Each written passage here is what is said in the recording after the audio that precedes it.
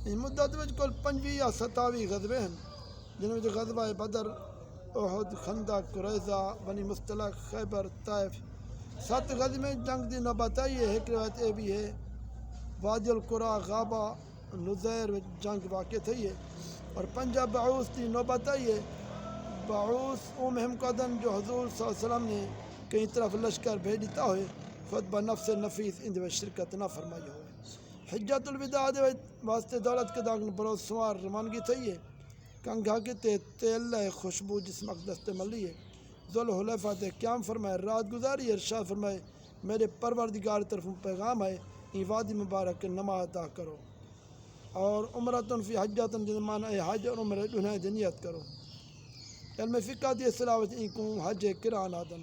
حضور نبی کریم صلی اللہ علیہ وسلم نے دنیا دے احرام بدھے اتوار دن صبح دے وقت کو قدا دی جانب کنے مکہ پاک داخل تھے طواف قدوم فرمانے۔ طواف قدوم وہ تو ہے جو حجاج مکہ داخل تھے وقت طواف کرن، یہ طواف واجب ہے۔ این طواف نبی پاک صلی اللہ علیہ وسلم 3 دفعہ دوڑتے 4 دفعہ آہستہ چلن، ان بعد صفا پہاڑی دی طرفوں باہر تشریف گھنن، سوار تھی تے واسطے وادی دوڑن۔ جو لوگ اپنے ہمراہ قربانی نہ آندے ہیں انہیں حکم فرمایا حج دی نیت فسا کر دیں عمرہ کو پورا کرن۔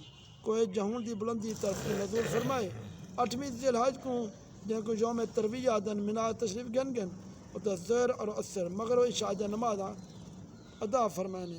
رات و تھنگ گزاری نے صبح نماز ادا کرنے بعد آفتاب طلوع تھی مرتے عرفات دی طرف روانہ تھے۔ حضور صلی اللہ علیہ وسلم دے پہنچنے کے پہلے وادی نمرہ جو کہ وادی عرفات واقع ہے خیمہ قائم کر دیتا گئے۔ ان خیمے جو حضور صلی اللہ علیہ وسلم نے قیام فرمائے، دوپہر دے بعد خطبہ ادا فرمائے، نماز ظہر و عصر کٹھے ایک اذان دو تکبیر نال بعد جماعت ادا فرمائی۔ ان دے بعد موقف جبل رحمت کی طرف عرفات دے وسط واقع روانہ تھے۔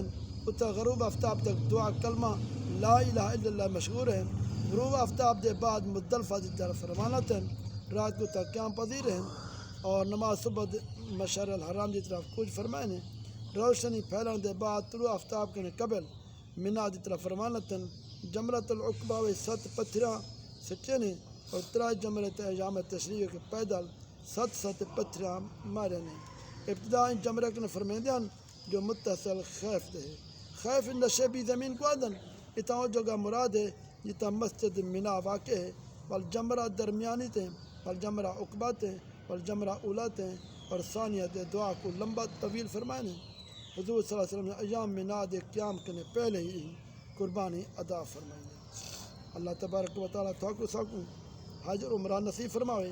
حضور نبی کریم صلی اللہ علیہ وسلم کے مطابق اللہ سے اتباع نصیب فرمائے۔ آمین آمین اللہم آمین ثم آمین یا ربنا یا کریم یا رسول اللہ اللہم آمین۔